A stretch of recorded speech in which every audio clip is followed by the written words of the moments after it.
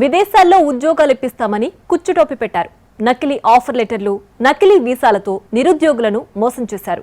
కోట్ల రూపాయలు వసూలు చేసి ఉడాయించాలనుకున్నారు. కానీ బాధితుల ఫిర్యాదుతో రంగంలోకి దిగిన పోలీసులు వారిని పట్టుకుని కటకటాల్లోకి నెట్టారు. విదేశాల్లో ఉద్యోగం సంపాదించాలి, డాలర్లు జేబులో వేసుకోవాలి, కోట్ల రూపాయలు కూడబెట్టాలని ఎవరైనా కలలు కంటారు. అంతేకాదు దానికోసం ప్రయత్నాలు చేస్తూనే ఉంటారు. విదేశాలకు కనీసం దొడ్డిదారిలోనైనా వెళ్లాలని ఆలోచిస్తారు.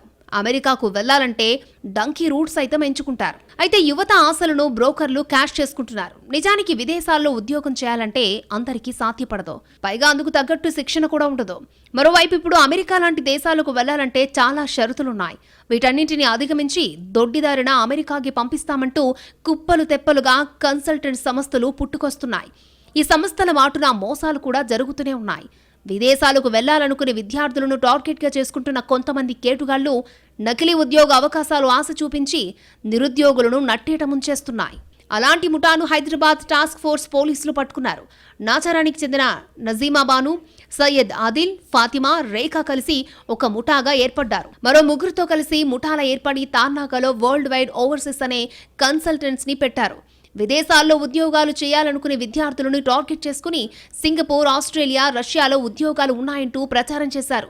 పలు పేపర్స్లో ప్రకటనలిచ్చారు.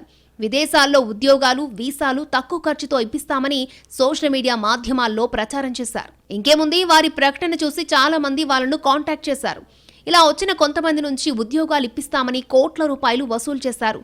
చెప్పిన మాట ప్రకారం తమ దగ్గరకు వచ్చిన వారికి విదేశాల్లో ఉద్యోగాలు వచ్చినట్టు ఆఫర్ లెటర్లు, ఫేక్ వీసాలిచ్చారు.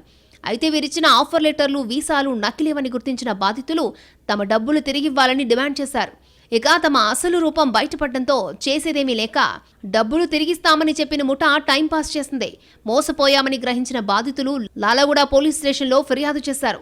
బాధితుల ఫిర్యాదుతో కేసు నమోదు చేసుకున్న పోలీసులు నిందితుల కోసం గాలింపు చేపట్టారు. సౌత్ జోన్ టాస్క్ ఫోర్స్ పోలీసులు, లాలగూడ పోలీసులు సంయుక్తంగా దాడులు చేసి నిందితులు నసీం బాను, ఆదిల్ని అరెస్ట్ చేసి వారి నుంచి ఇండియన్ పాస్పోర్ట్లు, నకిలీ వీసా కాపీలు, 2 సెల్ ఫోన్లను స్వాధీనం చేసుకున్నారు. ఆ తర్వాత వారిని లాలగూడ పోలీస్ స్టేషన్కి తరలించారు. కాగా పరారీలో ఉన్న మరొక 2 నిందితుల కోసం పోలీసులు గాలిస్తున్నారు.